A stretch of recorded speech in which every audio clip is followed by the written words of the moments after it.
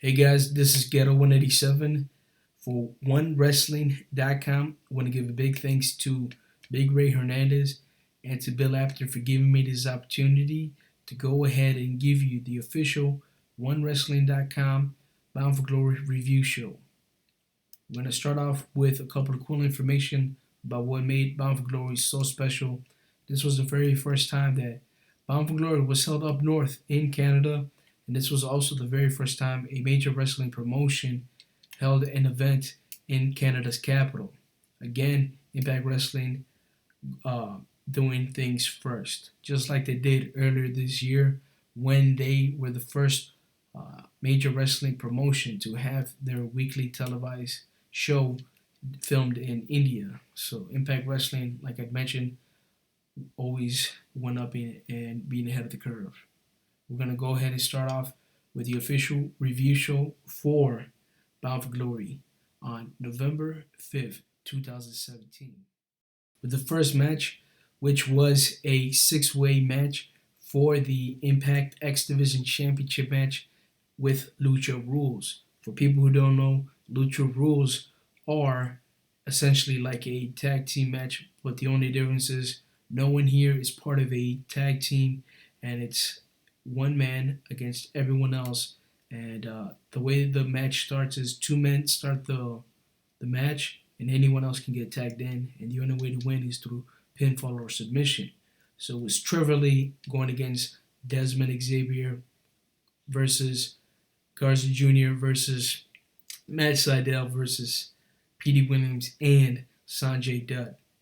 Just like normal Impact Wrestling tradition, the opening match was for the X Division Championship match.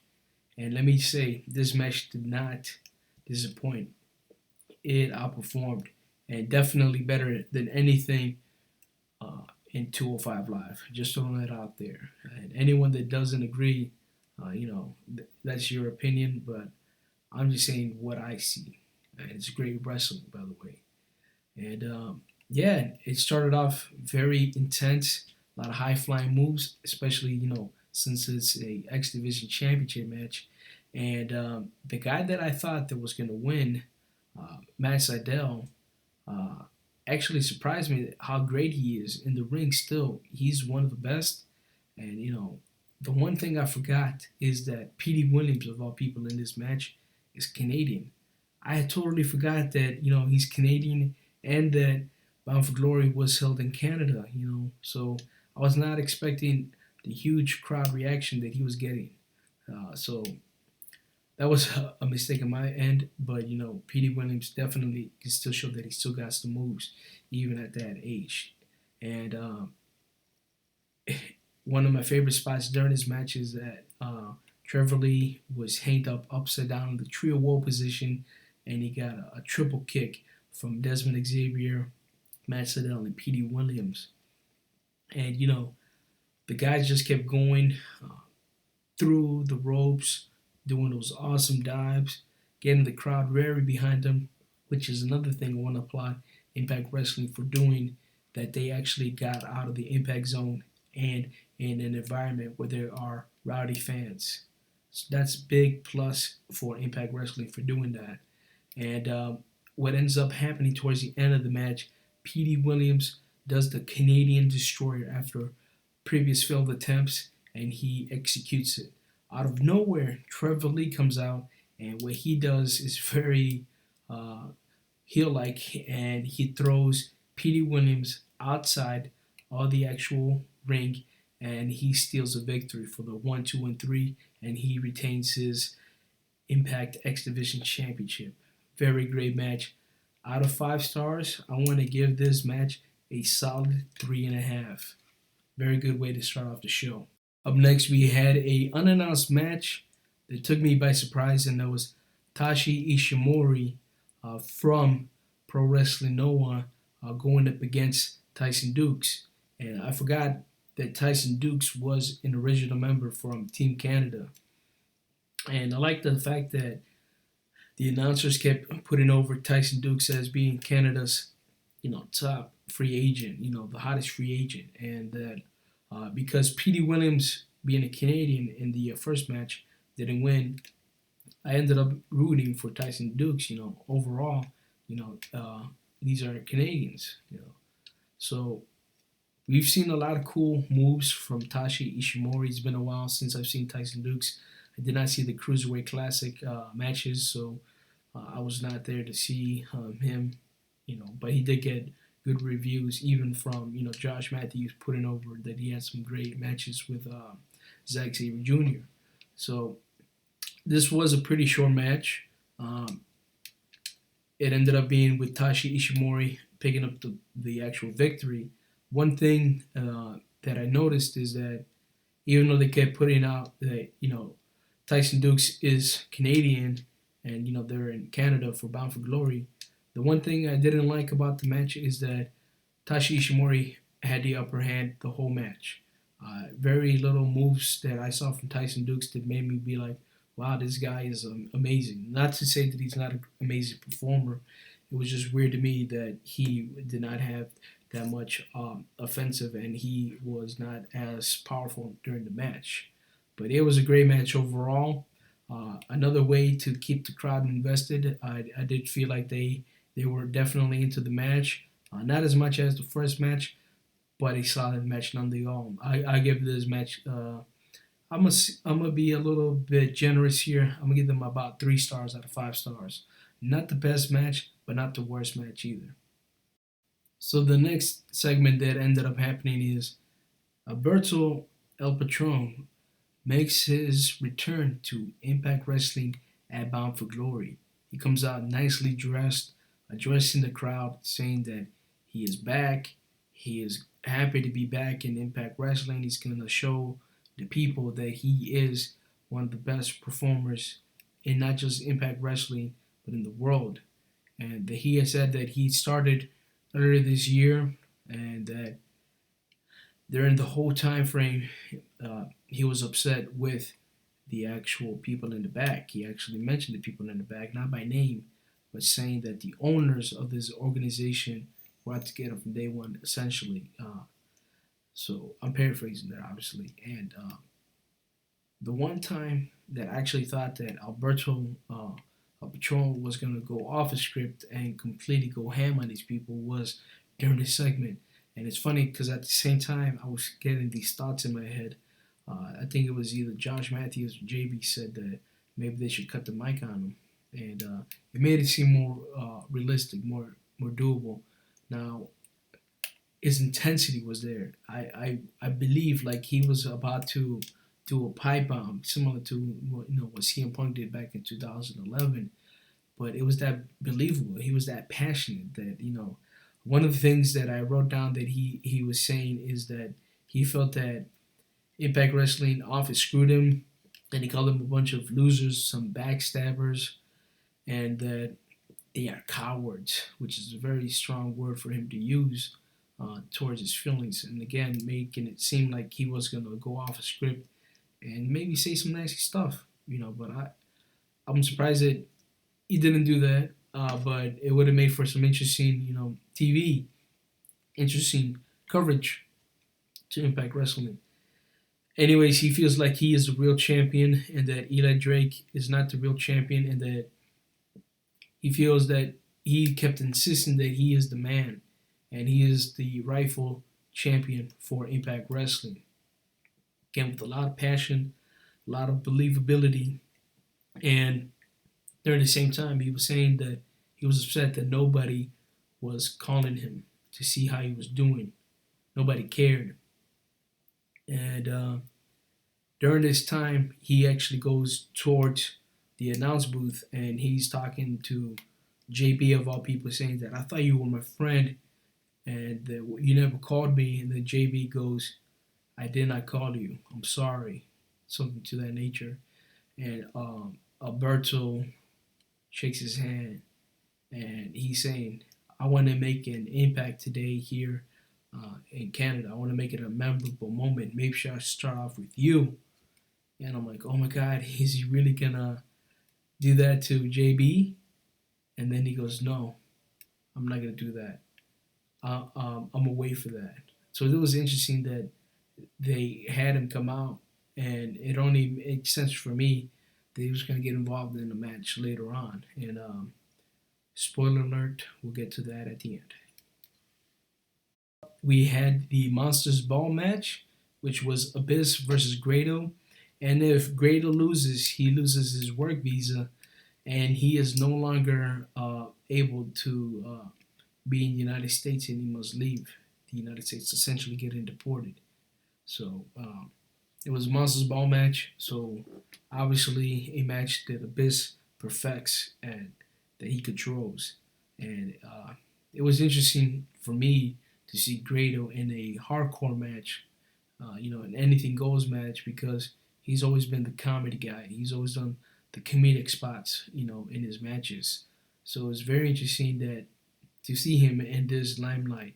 Now, Abyss definitely manhandled, Grado, and I was laughing because before the actual match happened, Abyss kept saying, "What kind of man wears a fanny pack?" Which made me laugh. But anyways, the thumbtacks spot always gets me. When he landed on those thumbtacks, both Abyss and Grado, I always cringe at that because I feel like that's me landing on those thumbtacks. Anyways, some very good spots in this where we had some very good spots in this where we had Grado fall to the barbed wire table, and during this match, we kept seeing Laura Van Ness out in the crowd, and what made it stand out is that she actually got involved in the match. I had for a second forgot that Grado was, quote unquote, going to marry her until he found out that she's actually Canadian. And, the story goes that he dumped her pretty much.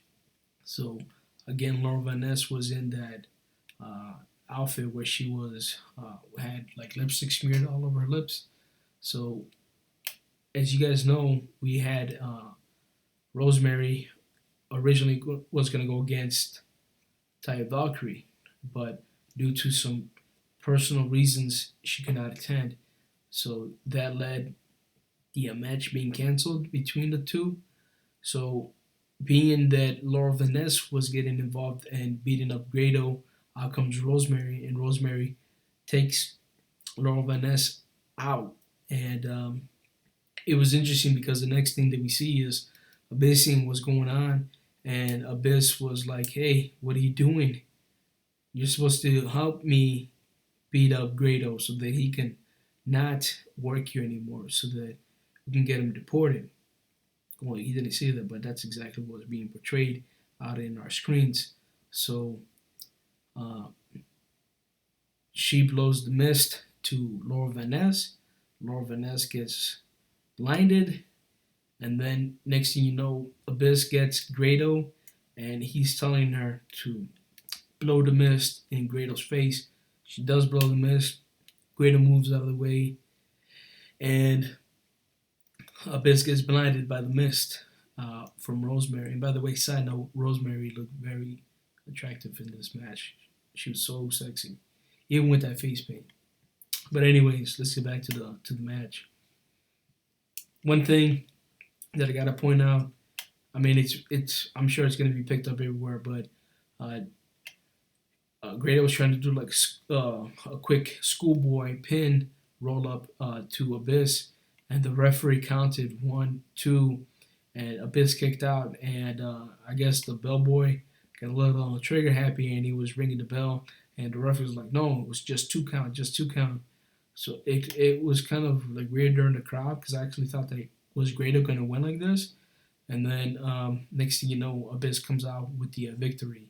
And a monster should definitely always win the Monsters Ball match, and this was a very good thought out plan match. Excuse me.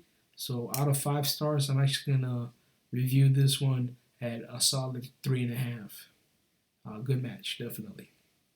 So next segment, we are introduced to Team Impact in the back end interview, which Team Impact consists of EC3, Eddie Edwards, and James Storm. EC3 and James Storm kept saying how they're going to defeat Team AAA, which consists of Texano, Pagano, and Hijo del Fantasma. And you'll notice that for those who watched the actual pay-per-view, EC3 did not seem interested in the match whatsoever. He seemed out of it. He seemed like he didn't even care, which I thought was interesting to see what they're going to do. Was there going to be potential, backstabbing? So that's the second time I use this phrase. Alberto Patron doing the original one. But yeah, it was interesting. So we start off with Eddie Edwards and Hijo del Fantasma. Very solid match, might I add. I'm a big fan of lucha libre. Growing up Mexican, I did watch AAA. I did watch CMML, but I was more like a AAA guy. So it was interesting to see the influence of all of these wrestlers, and these wrestlers can go. Texano being in Lucha Underground, I know that he's probably out of those other two guys, the one that has more North American exposure. Hijo del Fantasma too with Impact, but he made his debut with Lucha Underground first. So, anyways, back to it. Eddie Edwards was trying to get like a hot tag in for EC3, and EC3 was not having it. He's like, nope. So Eddie Edwards had no choice but to tag in James Storm, and after that, James Storm was doing his thing. And one thing that I loved during this match is that all of these guys were doing their insane dives out to the ring, and then out comes James Storm, gets on the top turnbuckle, and he ends up doing like a front flip, catching everyone outside. And it was a great segment. I love that. It was very entertaining to watch. James Storm do those moves that everyone else was running circles on him. Really, to be honest, but it was cool to see that being on TV. And finally, EC3 gets involved in the match after two failed hot tag-ins, and he does his thing. And we ended up having James Storm destroy, I think it was Texano, for the 1-2-3, and go ahead. Team Impact winning, and I love their celebration. Getting the beer. It was cool to see EC3 drinking the beer with Eddie Edwards on the outside, just getting the beer, and it was definitely a great victory. So out of 5 stars, I want to give this match 3 stars. There was definitely some memorable spots in this, but I felt like they could have done more with it. Some of the people in the match didn't do the moves properly, but that's not to take away from their own thing. So definitely, I want to give this match 3 stars. For the next match, we get a 51-50 street fight for the Impact World Tag Team Championship, and it is the defending OVE, Ohio versus Everything, against LAX. And right before the actual start of the match, we get to see one of the LAX members taken down, and the announcer kept putting over that it was Homicide, but I wasn't aware that Homicide was even still in LAX since we haven't seen him in the subsequent TV tapings.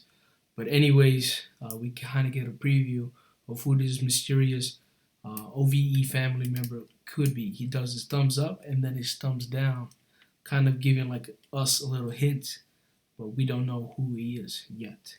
So it's a 51-50 street fight match. And basically, it's an anything goes hardcore match. That's the one thing I did like about this pay-per-view. They had a lot of hardcore matches with the Monsters Ball. They had a steel cage match. They had the 51-50 street fight. Very reminiscent of, ECW. So I'm a big ECW fan of the original ECW. So this definitely was a great pay-per-view. But going back to the match, right away LAX started going on, OVE, and they ended up getting chairs, tables, everything you can just think of. They ended up going outside the actual ring and into the crowd. And I believe it was Santana who got up on the scaffoldings, and he had put one of the OVE guys, I think it was Dave, onto a table. And as he was climbing up the scaffoldings, he just did a dive. That made me think of New Jack when he had, done that dive through the table, but obviously, not as dangerous as what New Jack did, but still something that I would not forget. That was a holy, moment. So definitely, I popped for that, and LAX is coming back into the ring. Uh, what else happened? So Sammy Callahan ends up coming out, and for those who don't know, OVE in the Indies is Ohio is for Killers, and one of the guys in Ohio is for Killers is Sammy Callahan. So Sammy Callahan officially making his Impact Wrestling debut here at Bound for Glory, and might I say, what a debut! And he ends up getting involved in the match. He does a pile driver to Ortiz, and he throws him back inside the ring, and Jake ends up going in for the pin for the 1, 2, 3, and Team OVE ends up retaining their Impact World Tag Team Championship. A solid match from beginning to end. It had all of the makings of a classic, an instant classic. I go as far as to say that out of 5 stars, I definitely want to give this 4 stars. Definitely. Well deserved, great match. One of the best matches of the night by far. So the next thing that we see is another backstage segment, and it is Gail Kim in the back. And one thing I noticed is that she kept referring it to as the TNA Knockouts Championship. She said that she started 10 years ago and was the first TNA Knockouts champion, and that she wants to end tonight as the TNA Knockouts champion, which again confused me because they got rid of TNA and now they are Impact. So if it was just her, forgetting that, it's not TNA anymore, I give her a pass. But, even the announcers called it the Impact Women's Knockout Championship, excuse me. And even the commentators, JB and Josh. And we start off with Sienna coming out to the ring first, and then as Allie was coming into the ring, they actually panned to the crowd, and we actually see Santino Marella. Now, obviously, they're not going to put Santino Marella like in text, but it was Santino Marella, and I found it funny that JB actually mentioned something to the effect of, "Oh, I didn't know there was going to be Cobras here, but yeah, he's here. He's officially here." Not saying that he's with Impact, but that he was there, acknowledging him. And then out comes Gail Kim. And, they kept putting over that this is Gail Kim's last match and that she would love to win on top. And, they got their moves in. I think it was a little bit sloppy at sometimes, but, nothing's perfect. They ended up being very entertaining, a lot of offense moves. I actually thought that they were going to go ahead and give it out to Allie, build her as a star because Sienna is already the champion. Gail Kim has already won it. I think they're going to just go ahead and give the actual title to Allie, and complete swerve. Something out of Vince Russo's book. Something that I was really against them doing. They ended up going with Gail Kim winning. And the reason why I expressed that I don't like this move is that usually when Impact Wrestling has somebody win a title and then they vacate it the next night, in her case she's retiring, but they're going to have to do another tournament. And I don't like when they do all these tournaments, to be honest.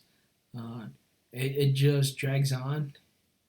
And, They should have just passed down the torch to someone else. So I'm sure other people will agree with me.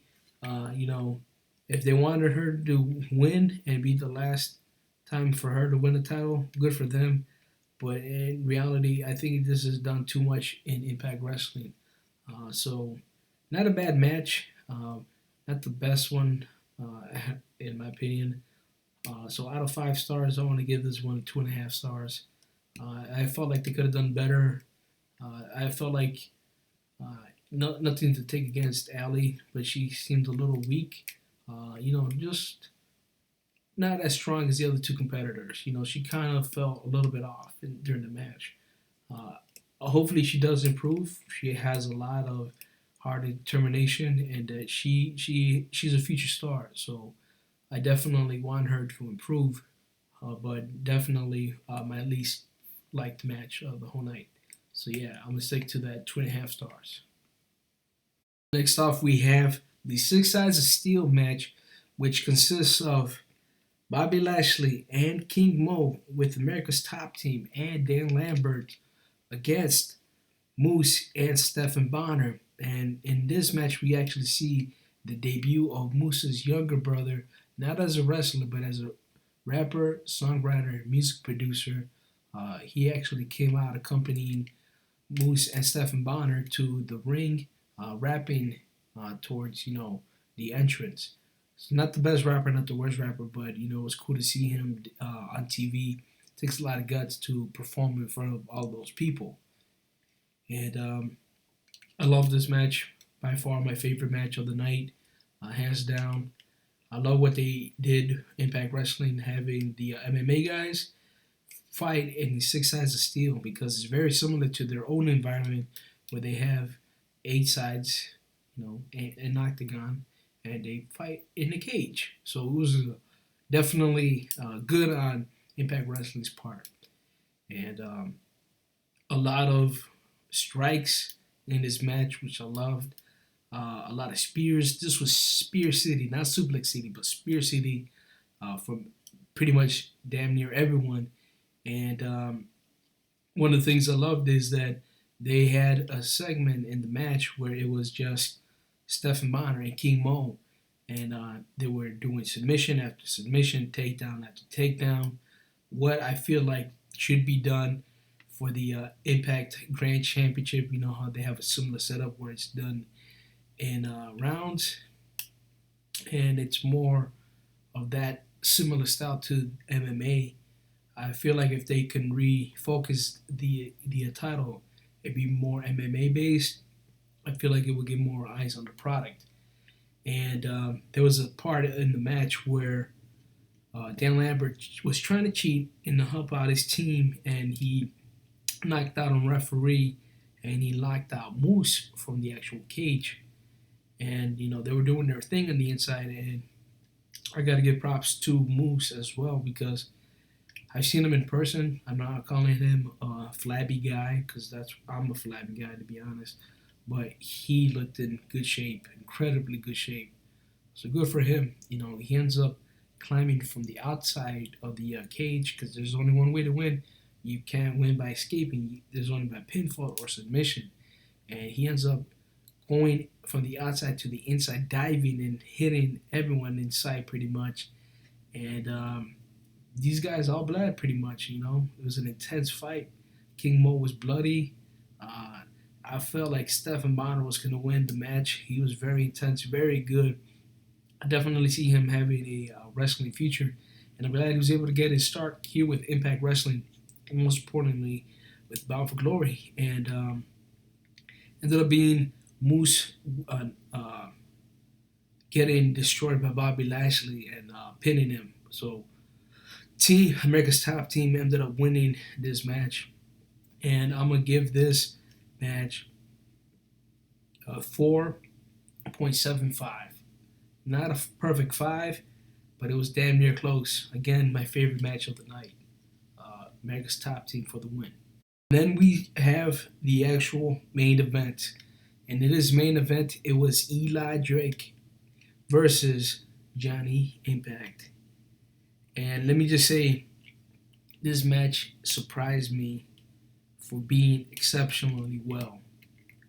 I know I just got off praising the previous match with Bobby Lashley and King Mo versus Stephan Bonnar and Moose, but this was very close contender to being a tie for the best match of the night. And let me tell you, Eli Drake definitely showed why he is the Impact Global Champion, and Johnny Impact showed why he's the top contender for that title. Very impressed. I want to applaud these guys. Definitely how a main event match should be, with tradition in a lot of main event matches. They do have a lot of false finishes, but it gets you into it because you don't know who's going to win. And that's what I loved about the match the most, is that, Eli Drake got his offensive moves. Johnny Impact did his own thing. He had his own crazy spot on the outside where he slid underneath the guardrail, which was pretty cool, showing his athleticism and how cool he can leap over stuff. And during this whole match, I'm like, something's gonna happen. We already got the tease from Alberto El Patron. That's one thing that's gonna take away from this match. We haven't seen Alberto El Patron since earlier in the show, from the very beginning. Excuse me. This was only a matter of time that he was gonna show up, and ended up being right. Alberto ends up getting involved in the match, and he ends up taking both of these guys out, and he ends up knocking out a referee as well during the process, and all of a sudden he just knocks out Johnny Impact, and then he gets Eli Drake and he just drags him over him, and he picks up the actual referee, and the referee has no choice but to start counting at 1, 2, 3. Eli Drake retains the Impact Global Championship, and I'm just intrigued to see what's the plans. Was he a hired hit from Eli Drake to make it look like it was on his own? It could be. I could be onto something, honestly. It could be that Alberto became a hired hit, and he kind of like now owes him a favor. I could see that happening here with these guys. But yeah, I love the match. Very solid. I'm gonna give this one out of 5 stars, a 4.5. Definitely how main events should be booked, even with that ending that was kind of predictable from the get-go. So that's what took it from being 4.75% stars to a 5% stars, and it was just because of the predictability. So with all that, I felt that this show was very solid. I definitely enjoyed it. I enjoyed it better than like most of the other pay-per-views I've seen with other companies. They're definitely on the right spot. One thing I want to praise Impact Wrestling is that they actually went out and bought new ring aprons, because in my normal channel, Indie Pro Wrestling, I made a video saying that they need to spend money on the ring aprons and not just put out ring aprons to say Impact Wrestling, because when you do that, it still feels like you're watching normal TV tapings or their weekly shows that are for free. Now, when they do spend the money and they do put banners for their Bound for Glory, it makes it seem like it's a legit pay-per-view, not something that should be for free over there in Orlando, Florida. So you definitely got to give props to Impact Wrestling for doing that one little small step to improve, their quality image with the fans. So overall, I feel like out of 5 stars, based on my rating system, it should be a solid 4 out of 5 stars. Good job, Impact Wrestling. Again, my name is Ghetto187 for OneWrestling.com. If you like this video, definitely give us a thumbs up.